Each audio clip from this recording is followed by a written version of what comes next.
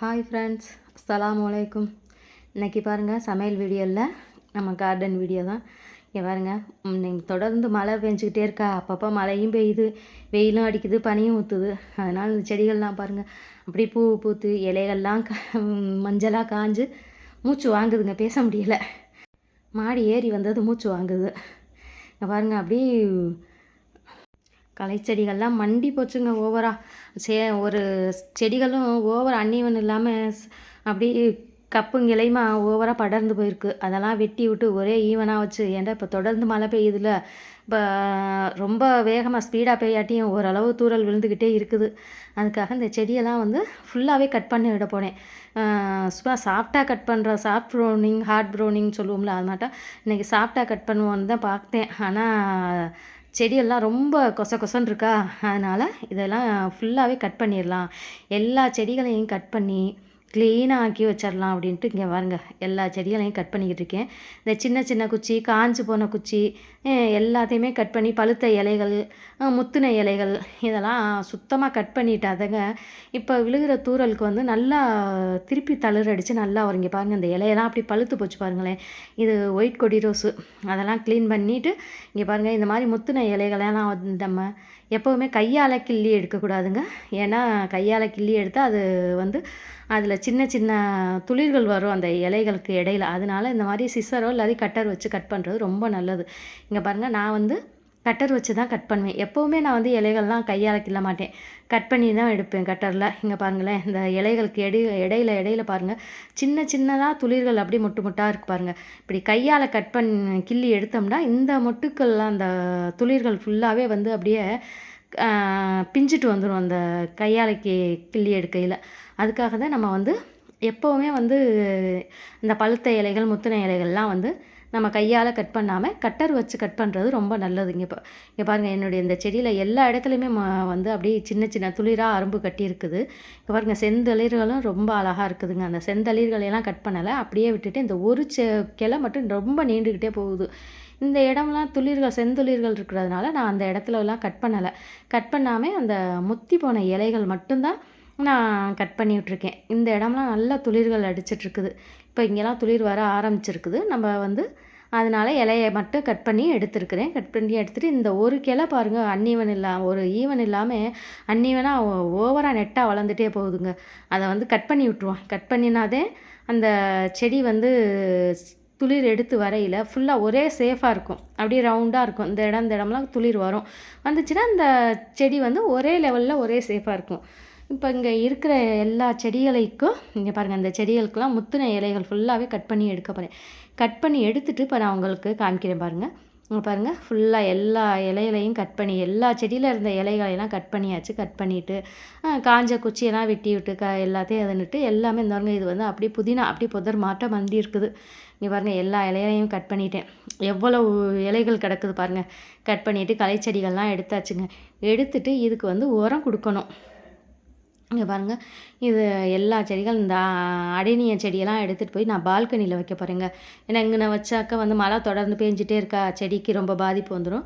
இந்த மணத்தக்காளி செடி ஃபுல்லாக வந்து ரோஜா செடிகளுக்கு இடையில இருந்துச்சு. அவ்வளவும் எடுத்து நான் அப்படியே அந்த க்ரோ பேக்கில் வச்சுட்டேன்.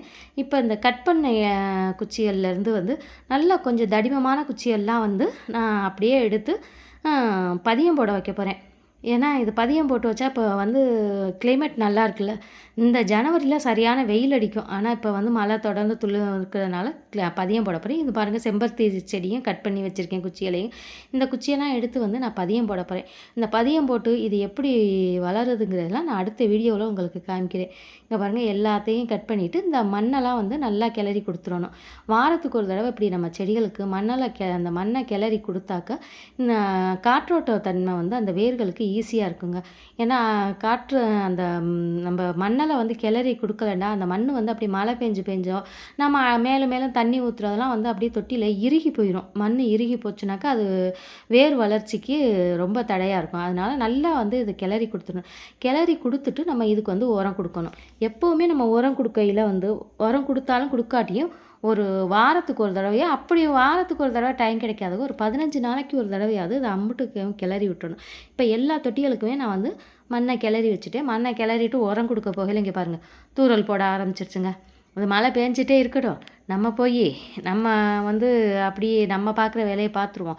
ஏன்னா இந்த மழை பெய்யுதுங்கிறதுக்காக நம்ம வேலையை நிறுத்த முடியாதுல்ல. எல்லாத்தையும் க்ளீன் பண்ணி, நல்ல வேலைங்க எல்லாத்தையும் க்ளீன் பண்ணி அந்தந்த செடிகளையெல்லாம் தொட்டியெல்லாம் எல்லா இடத்துலையும் மாற்றி க்ளீன் பண்ணதுக்கப்புறம் மழை வந்துருச்சு. அது வரைக்கும் சந்தோஷம். இங்கே பாருங்கள், அடினியா இருந்த அத்தனையும் எடுத்துகிட்டு வந்து பால்கனியில் வச்சுட்டேன். பால்கனி வந்து சும்மா சின்ன இடம் தான். இங்கே இவ்வளோதான் அகலமே. இங்கே பார்த்தீங்களா, இந்த இருந்த இடத்துல வந்து அப்படியே பால்கனியில் வந்து கொண்டு வந்து வச்சுட்டேன். இப்போ வந்து ஒரு பங்கு வந்து இது வந்து ஆட்டு எருங்க. இது ஒரு வருஷம் நல்லா மக்கின எரு. ஏன்னா புது எரு வந்து என்றைக்குமே செடிகளுக்கு போட்டால் செடி காஞ்சு போயிடும். இது மாதிரி மக்க வைக்கணும். நல்லா ஒரு வருஷம் மக்கின எரு 1 கப்பும், இது மண்புழு உரம் 2 கப்பு எடுத்துக்குவேன். 1 கப்பு நம்ம ஆட்டு எரு எடுத்திருக்கோம், 2 கப்பு மண்புழு உரம். ஏன்னா 1க்கு 2 நம்ம வந்து 2க்கு 2 போட்டோம்னாக்கா அது வந்து இந்த ஆட்டு எருவில் வந்து ரொம்ப ஹீட் இருக்கிறதுனால செடி காஞ்சு போயிடும். அதனால 1 பங்குக்கு மண்புழு உரமும் சாரி 1 பங்கு ஆட்டு எரும், 2 பங்கு மண்புழு உரம், 1 கைப்பிடி வேப்ப புண்ணாக்கு. ஏன்னா மண்ணில் வந்து ஈரத்தன்மை இருந்துக்கிட்டே இருக்குல்ல, அந்த வேரல்கள் நோய் மண்ணில் வேர்ப்புழுக்கள்லாம் வராமல் இருக்கிறதுக்கு வேப்ப புண்ணாக்கு கலந்துருக்கோம். இப்போ எல்லாத்தையும் கலந்து எடுத்துகிட்டு வந்துட்டு இந்த ஸ்பூனால் தான் நான் வந்து ஒவ்வொரு ஸ்பூன் வந்து பெரிய செடியாக இருந்தால் 2 ஸ்பூனும், சின்ன செடிகளுக்கு 1 ஸ்பூனும் அப்போ அந்த கணக்கு அளவில் இப்போ நான் கொடுத்துட்ருக்கேன். இந்த பாருங்கள், இந்த செடிகளுக்கெலாம் இதெல்லாம் கொஞ்சம் பெரிய செடிங்கிறதுனால 2 ஸ்பூன் கொடுக்கலாம். ஏன்னா சின்ன செடியாக இருந்தாக்கா 1 ஸ்பூன் போதும். ஏன்னா நம்ம தொடர்ந்து இப்படி கொடுத்துட்டு வரையில் நம்ம செடிக்கு வந்து நான் அதுக்கு தேவையான அத்தனை சத்துக்களும் ஆட்டு எருவில் நம்ம நைட்ரஜன் இது நிறைய சத்துக்கள் இருக்குதுங்க. ஆட்டு எருவில், மண்புழு உரத்தில் எல்லாத்துலேயுமே சத்துக்கள் அதிகமாக இருக்குது. இப்படி நம்ம எல்லாத்துக்கும் வந்து சின்ன செடிகளுக்கு வந்து ஒரு ஸ்பூனும், பெரிய செடிக்கு 2 ஸ்பூன் எல்லா செடிகளுக்கும் கொடுத்துருவோங்க. இங்கே பாருங்கள், அதே போல் கொடுத்துட்டு நல்லா அந்த மண்ணை வந்து அப்படி நம்ம கொடுத்துருக்க அந்த உரங்கள்லாம் கலக்கிற அளவுக்கு திருப்பியும் அந்த மண்ணோட சேர்த்து கலந்து விட்டுறணும். அப்படியே வந்து இது வந்து வேறு பக்கத்தில் போடணும், வேறு தள்ளி போடணுங்கிறதெல்லாம், ஏன்னா இது இயற்கை உரம் தானே, இயற்கையான உரங்கிறதுனால இப்போ எங்கே எப்படி போட்டாலும் பயம் இல்லை. அதனால் வேறு பக்கத்துலேயே போட்டுடலாம். இது வந்து என்னுடைய நெய் மிளகாய் செடிங்க. இந்த ஒரே ஒரு விதை வாங்கி போட்டேன்னு ஏற்கனவே வீடியோவில் போட்டிருந்தேன். ஒரே ஒரு விதை அதுக்கும் கொடுத்துட்டு இப்போ இருக்கிற எல்லா செடிகளுக்குமே நான் வந்து இப்போ உங்களுக்கு கொடுத்துட்டு காமிக்கிறேன். இங்கே பாருங்கள், கட் பண்ணி வச்சுருக்கேன்ல, இந்த குச்சியெல்லாம் வந்து பதியத்துக்காக கட் பண்ணியிருக்கிறது. இங்கே பாருங்கள், இது வந்து என்னுடைய உருளைக்கிழங்கு செடிங்க. உருளைக்கிழங்கு செடி நான் இது வரைக்கும் வச்சதே இல்லை, ட்ரை பண்ணேன். சரி ஒரு தடவை ட்ரை பண்ணி பார்ப்போன்னு உருளைக்கிழங்கு தூள் வச்சேன். ஆனால் நல்லா வந்துட்டுருக்குங்க. இது வச்சு 1.5 மாதம் ஆச்சு. 1.5 மாதத்துக்கு அப்புறம் தான் நம்ம இதுக்கு வந்து உரம் கொடுக்கணும். இதே உரத்தை தான் இந்த உருளைக்கிழங்கு செடிக்கும் கொடுக்குறேன். மண்ணெல்லாம் கிளறி விட்டு. ஆனால் மண்ணை கிளறையில் ஒரே ஒரு உருளைக்கிழங்கு சின்ன கிழங்கா ஒன்று இருந்து மேலே தென்பட்டுச்சு குச்சியில். அதை கவனமாக பார்த்து வந்துட்டு அப்படியே கொடுத்துட்டு இதுக்கும் தண்ணி அடிச்சாச்சுங்க. ஏன்னா இது நம்ம வந்து ரொம்ப தண்ணி கொடுக்க வேணாம். ஏன்னா இதுக்கு வந்து நிறைய நம்ம மழை பெஞ்சிட்டே இருக்கிறதுனால நல்ல மண்ணில் ஈரப்பதம் இருக்குது. அந்த கொடுக்குற நம்ம போட்டிருக்க உரங்கள் வந்து நனைகிற அளவுக்கு இருந்தால் போதும் தண்ணி. இது வந்து என்னுடைய மல்லிகைப்பூ செடி. மல்லிகைப்பூ செடி ஏற்கனவே இந்த வெயிலில் நிறைய 4-5 செடி வச்சுருந்தேன். 3 செடி வந்து ஏற்கனவே வீடியோவிலலாம் போட்டிருப்பேன். இருவாச்சி செடி, குண்டு நம்ம மதுரை மல்லி, இதெல்லாம் வந்து நான் போட்ட வீடியோக்கள்லாம் இருக்குது. அதெல்லாம் இந்த வெயிலில் வந்து ரொம்ப காஞ்சு போச்சு.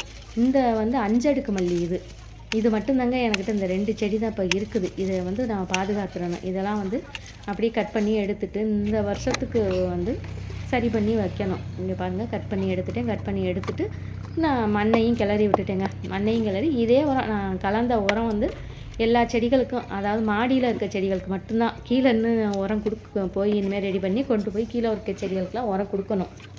இதுக்கு கரெக்டாக இருந்துச்சு. இங்கே இதுக்கும் கொடுத்துட்டு இதுக்கும் தண்ணி அடித்து விட்டுலாம். இப்படி தண்ணி அடிச்சுட்டு இப்போ வந்து எல்லா செடியும் ரோஜா செடிகளுக்கெலாம் இன்னும் தண்ணி கொடுக்கல, இனிமேல் தான் கொடுக்கப்படும். கொடுத்துட்டு ஏன்னா இது மண் வந்து நான் சும்மா லேசாக அந்த கொடுத்துருக்க உரம் வந்து நனைகிற அளவுக்கு தான் தண்ணி ஊற்றிருக்கேன். ஏன்னா நம்ம வந்து ஏற்கனவே மழை பெஞ்சு மண்ணில் ஈரம் இருக்குது. அதனால் வந்து நான் நிறைய தண்ணியெல்லாம் அடிக்கலைங்க. இதே அளவுக்கு தான் கொடுத்துட்ருக்கேன். இந்த பதிவு உங்களுக்கு பிடிச்சிருந்தா எனக்கு சப்ஸ்கிரைப் பண்ணி சப்போர்ட் பண்ணுங்கள். அப்படியே சப்ஸ்கிரைப் பண்ணாமல் பார்க்குற நண்பர்கள் யாராக இருந்தாலும் சப்ஸ்கிரைப் பண்ணிவிட்டு பாருங்கள். அப்படி உங்கள் நண்பர்களுக்கும் இதை அதிகமாக ஷேர் பண்ணுங்கள். இதே போல் இன்னொரு சூப்பரான வீடியோவில் அடுத்த ஒரு வீடியோவில் உங்களை சந்திக்கிறேன். இது வரைக்கும் என்னுடைய வீடியோவை பொறுமையாக பார்த்த நண்பர்கள் அனைவருக்கும் ரொம்ப நன்றிங்க. என்னுடைய வீடியோ அனைத்தையும் யாராக இருந்தாலும் யாருடைய வீடியோக்கள் பார்த்தாலும் சரி அதை ஸ்கிப் பண்ணாமல் பாருங்கள். அப்போ தான் அது வந்து நல்லதாக இருக்கும். இதே போல் இன்னொரு அருமையான வீடியோவில் உங்களை சந்திக்கிறேன். பாய் ஃப்ரெண்ட்ஸ், அஸ்ஸலாமு அலைக்கும்.